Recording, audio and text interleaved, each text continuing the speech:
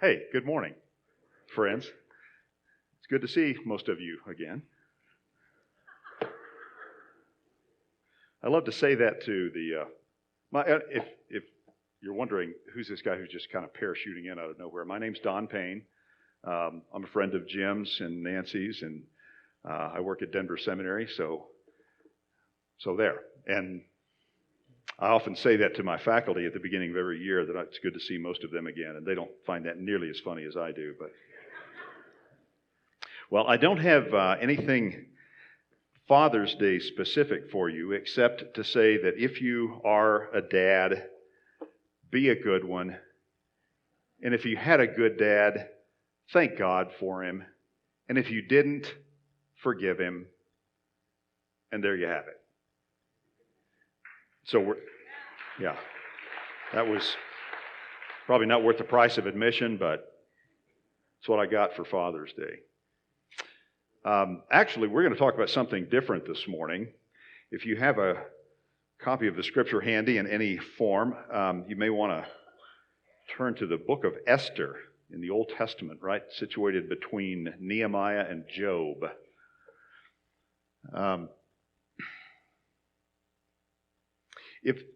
If there's any predictable certainty in life, it's that if we live long enough, life will force upon us crises and decisions that will take us beyond our resources and will terrify us and perplex us, and we might pretend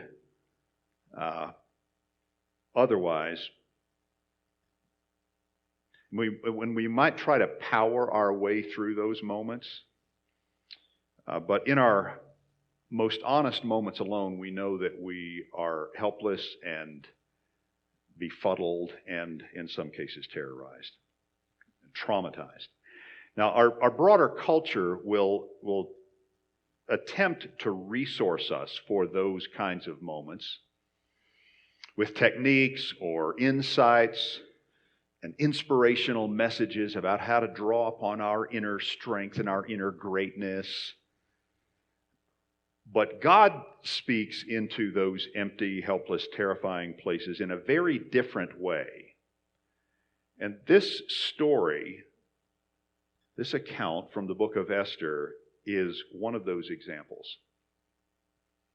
Her Hebrew name was actually Hadassah, which in Hebrew means myrtle or myrtle tree. Now, I've never seen, that I know of, or smelled a myrtle tree. But in Hebrew culture, the myrtle tree symbolizes peace and prosperity and blessing. Hadassah. But young Hadassah lost both of her parents at a young age. She was orphaned. But an older cousin of hers took her in and raised her as his daughter. God bless foster and adoptive parents. But this is kind of a classic rags to riches Cinderella story that would make an inspiring movie and kindle the imagination and put hope in the heart of anybody who has felt like they were on the outside or like they drew a losing hand of cards in life. But there's a lot more going on here in this story than just an inspiring Cinderella account.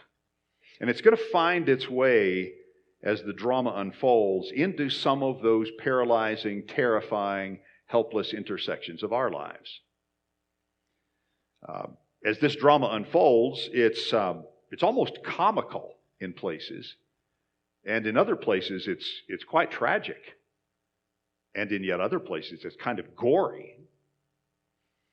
But let's treat it like a movie and kind of pan the camera out a little bit to see the larger context of this young, orphaned Hebrew girl, Hadassah.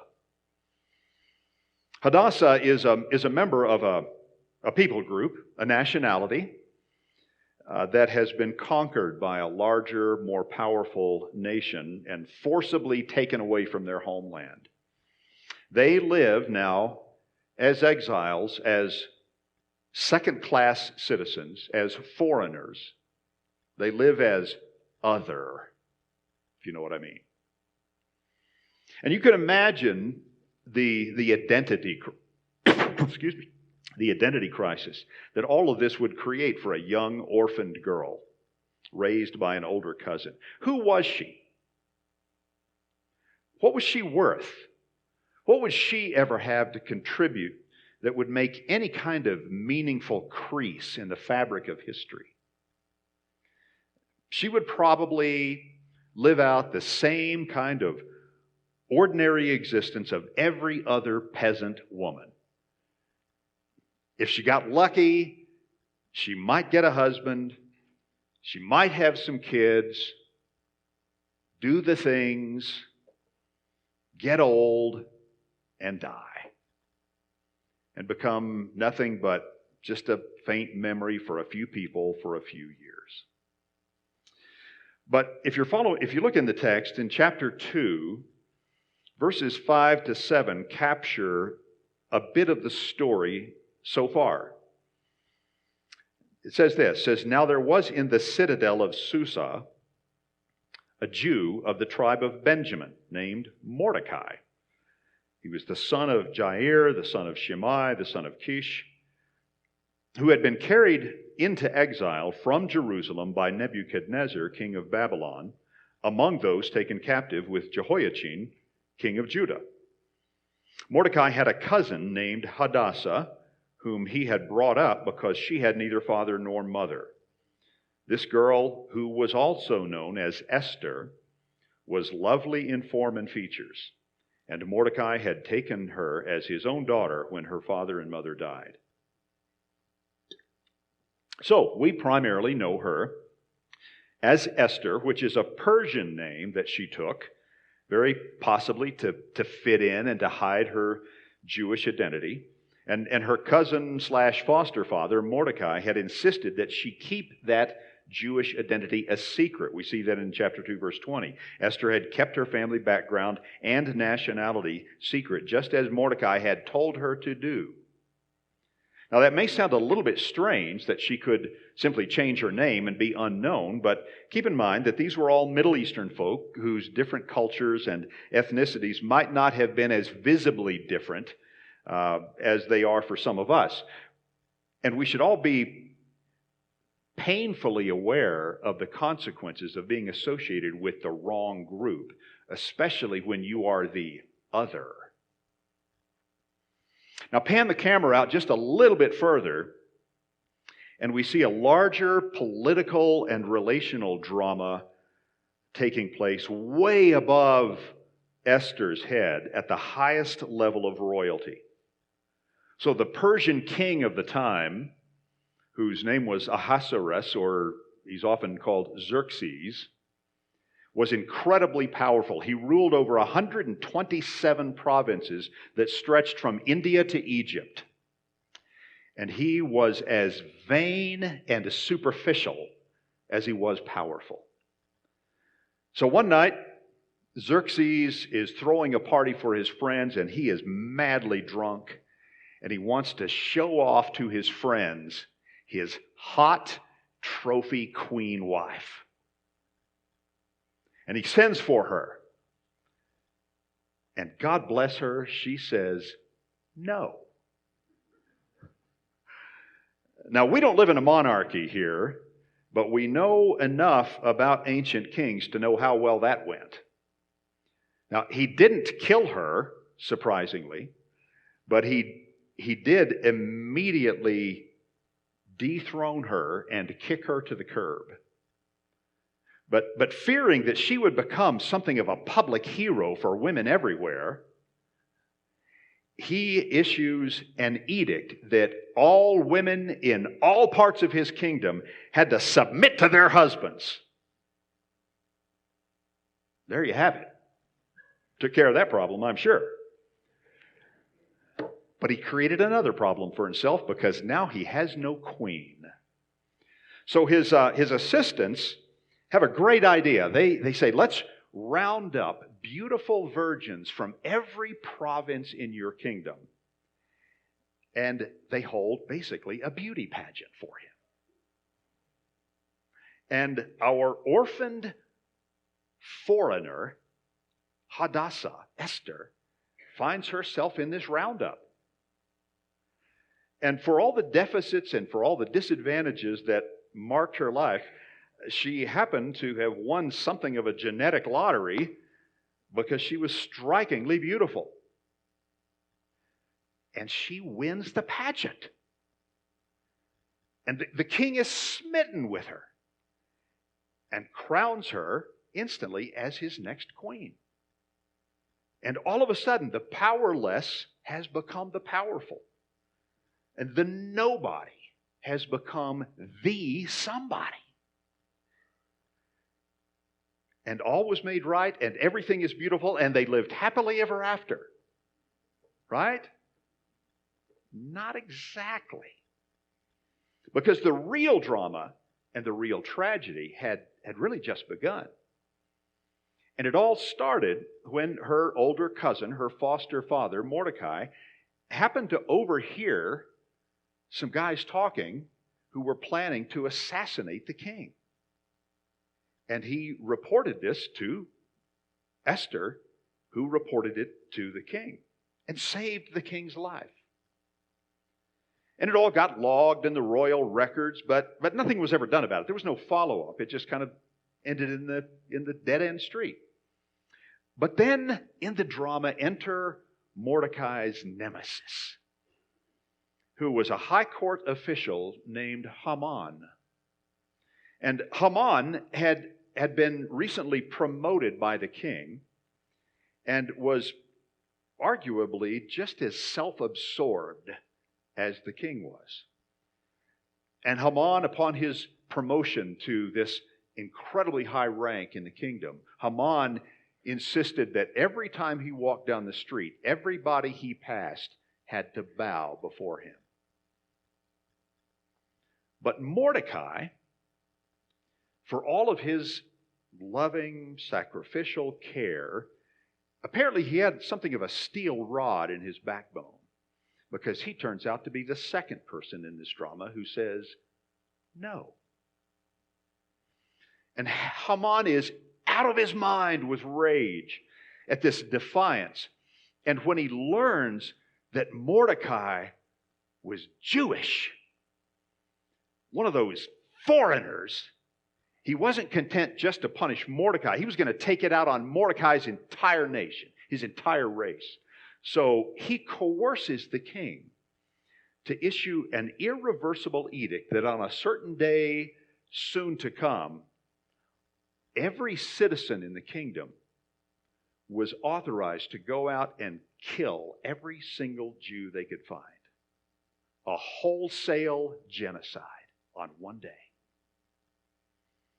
Now, Esther, Hadassah, the secretly Jewish queen, is now her people's only hope. The king does not even know that he has issued an edict that would end his own queen's life. And she is only able to approach him to make an appeal if he summons her. And he hasn't summoned her in a month. And by law, anyone who approaches the king unsummoned can be put to death. Well, Mordecai's plea to her to do something is probably the most famous part of this book. It's the most famous line in this book. And even if you've never read the book, you've probably heard this line. You'll find it in chapter 4, verses 13 to 16.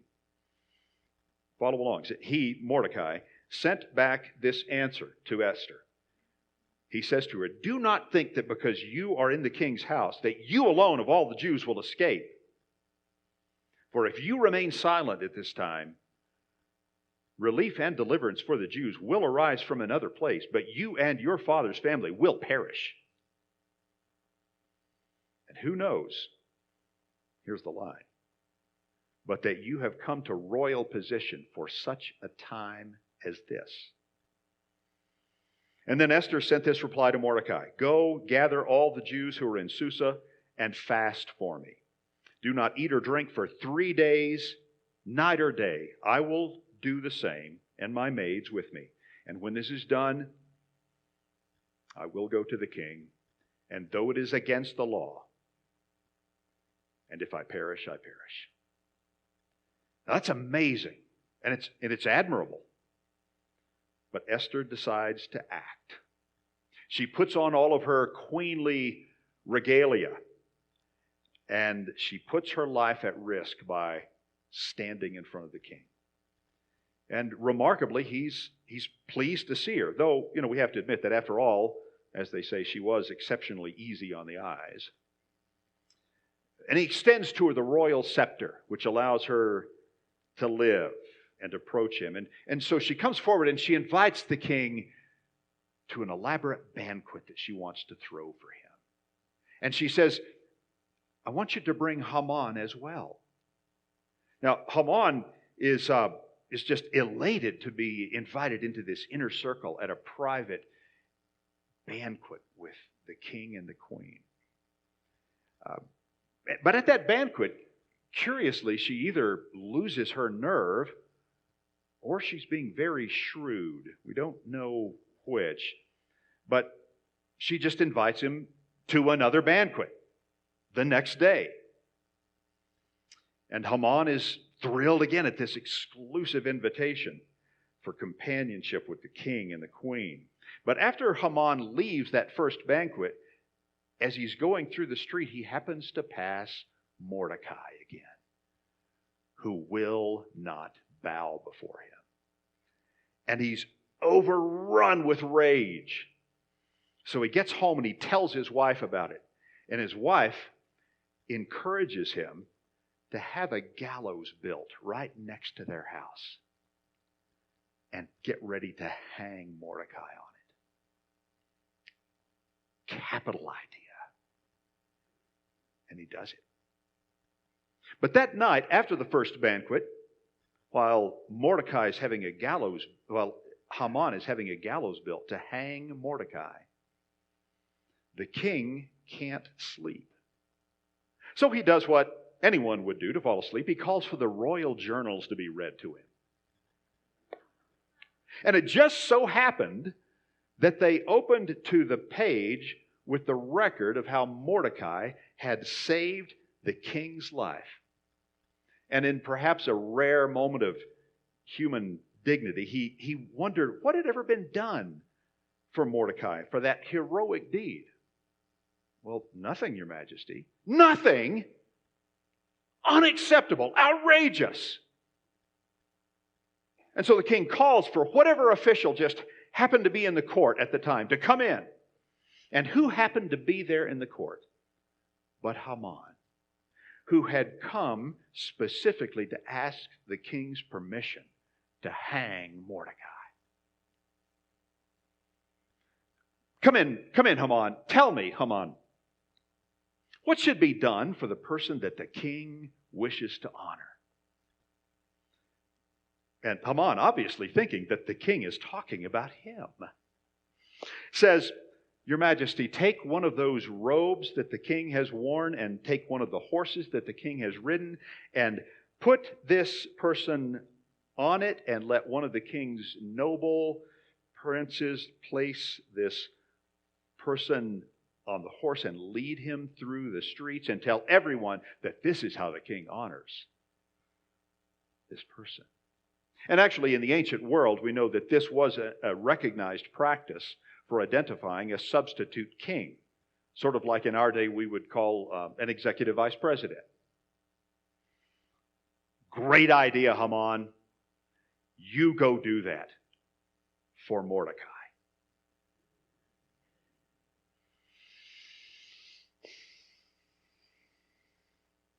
Well, Haman sucked it up and did the thing. To his great distress and humiliation, he leads Mordecai on a royal horse with a royal robe through the streets and points to him as the one the king wishes to honor. And he goes home in even greater distress and humiliation, and then goes off to the second banquet with the king and the queen. And at that second banquet, after a few glasses of wine, The king asks Esther again, "What would you like, my dear? And I'll give you anything up to half my kingdom." And at that point, her request to the king is bizarre because she asks the king to spare her life and the lives of her people. He's puzzled, but then she exposes this hideous, murderous plot against her people, and she reveals that she is a Jew. "No way," says the king. "Who would dare to do such a thing?" "It's Haman," she says, with him standing there. And the king flies into such a rage that he can't even stay around, and he leaves the room. And realizing that his fate was sealed, Haman stays behind and puts himself in something of a compromising position with the queen to beg for his life. And the scene is dripping with irony because Haman had concocted this genocidal plot because a Jew would not bow before him, and now to save his own life, he is bowing before a Jew. And right at that moment, perfectly timed, the king comes back into the room and thinks that Haman is making a move on his wife. And he is so enraged that he can't even put a rational response together. And so one of his servants, conveniently standing close by, mentions to the king that there happens to be a gallows right beside Haman's house that he had built for Mordecai, who saved your life, Your Majesty. "Hang him on it," the king says. Now, we're going to leave the story off right there. Like many pieces of great literature, the book goes on further and further, but the movie stops here. There are still, if you read the rest of the story, there's some pretty complicated twists and turns. As you can imagine, the Jews are ultimately saved. Mordecai becomes the second most powerful man in the kingdom, working for the protection and the blessing of the Jewish people. And Esther, Hadassah. Well, the rest of the story is a bit gory, but sweet little Esther, she kind of takes some matters into her own hands and does a bit of a level set for her people. Now, however, we need to kind of loop back into the big part of the story that we covered and ask a few really probing questions. For one thing, interestingly, this is part of God's inspired word, and yet God is never mentioned in this entire book. Not once. Why is that? What does God have for us in this book when God is never mentioned, never self-identified? Well, for one thing, our lives, like Esther's, are punctuated with all kinds of travesties and choices that bedevil us and perplex us and take us to and beyond our limit. These intersections in life are sometimes metaphorical, sometimes they're real, they're literal. I can remember from my own family history when at a literal intersection, the day after I was born, one of my uncles was killed on a motorcycle 2 hours after he bought it at a blind intersection. Intersections can be deadly in all kinds of ways. But in other ways, these intersections are part of the terrain that maps our lives. They threaten us, they paralyze us when we think about our own limitations in predicting outcomes for our lives. So even the inconsequential can have great consequence. But less frequently, we find ourselves at more dramatic intersections where we face situations and decisions that we know are beyond our resources and beyond our wit, beyond our abilities. beyond our courage, beyond our control, where the risks are very real and the stakes are very high. At these major intersections, we find ourselves making decisions about relationships, whether to enter them, whether to continue them. Relationships about how to respond to children who disappoint us, or friends and colleagues who offend us, or things we've done terribly wrong that we don't know how to make right. And in many of our lives, the stakes even get higher and higher, and we don't know what to do. And like Esther, the temptation is so strong to bury ourselves in a hole, to do nothing, to run away and hide, to pretend that it doesn't exist, because it's so, the risks are so devastating and we don't know what to do.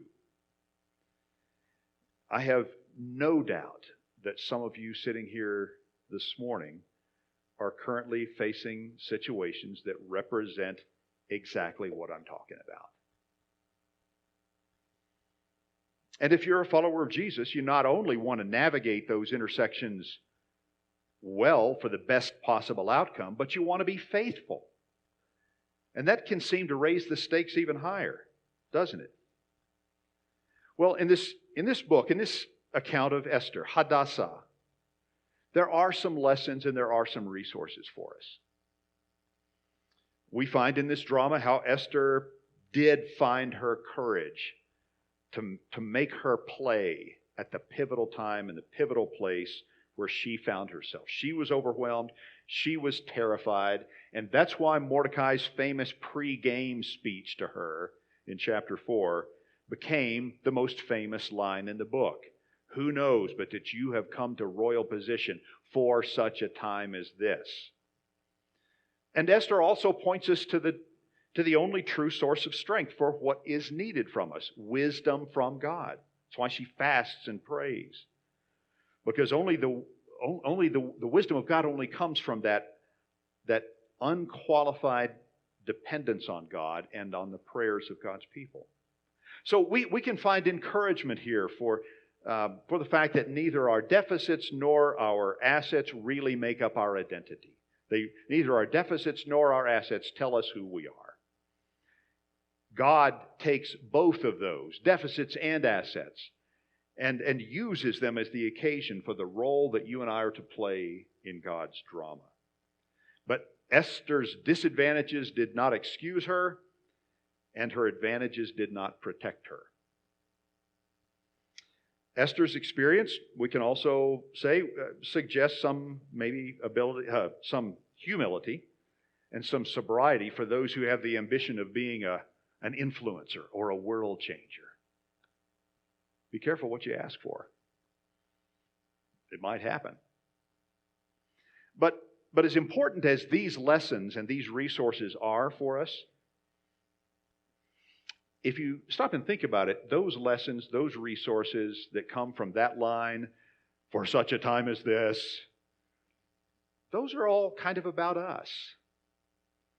And I want to suggest that this story is ultimately not about Esther or about us.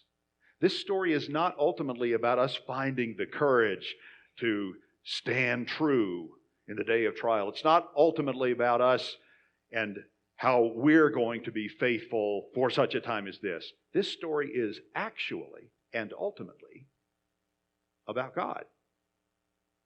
So it's been a bit of a miscalculation that line from Mordecai about for such a time as this has become the most famous line, because the actual center of the book is the line just before that. The anchor point of this entire story is the line just before that famous locker room speech where Mordecai says to Esther, if you fail today, deliverance for the Jews will come from somewhere. That's about God. And it's at that moment in this drama that God screams through his anonymity in the book. this is about God. In that single statement, we realize that this book is about more than just how to be courageous and how to be faithful. This book is about the faithfulness of God. Everything circulates around that. It shows us that God's faithfulness rarely runs in a straight line. It runs along those meandering contours of our circumstances. In other words, the shape of God's faithfulness can be as unpredictable and as enigmatic as it is real. We never see the shape that God's faithfulness will take through the windshield. We only see it in the rearview mirror. But God is faithful. This story shows us that God often makes use of the events and the circumstances in our lives that in and of themselves are really, really bad. They are truly tragic. They are truly crises. But it displays how God works redemptively in those tragedies and crises, even despite our deficits and our disadvantages. And after all, wasn't that the way it was with God's culminating act of faithfulness when He forgave our sin and redeemed us? Isn't that the way God has always worked? Regardless of our deficits and regardless of our advantages, God is the one who takes the initiative. God is the one who acts. God's faithfulness is what carries the day. Because for us, no matter how nice and well socialized and well appointed our lives are, our sin is a powerful undercurrent in our lives, and we can't just stop it. Our captivity to sin and our brokenness are so much more than just bad habits we have to break. We can't merely forgive ourselves or give ourselves grace or just get better, despite how popular it is to say those things. But God does all that. We can't forgive ourselves. We can't give ourselves grace. We can't just get better. God does that in the most counterintuitive and backwards way, by taking all of that brokenness and all of that sin and all of that unsolvableness in our lives on Himself through Jesus. And taking it on Himself and dealing with it in the most hideous, excruciating, torturous manner. Which tells us something about the depth of our need, the depth of our predicament, and the extent of our inability to do anything about it. We can't just have courage and figure it out and just be better. In fact, we can't even just be faithful unless God first is faithful to do for us and to do in us what we cannot do.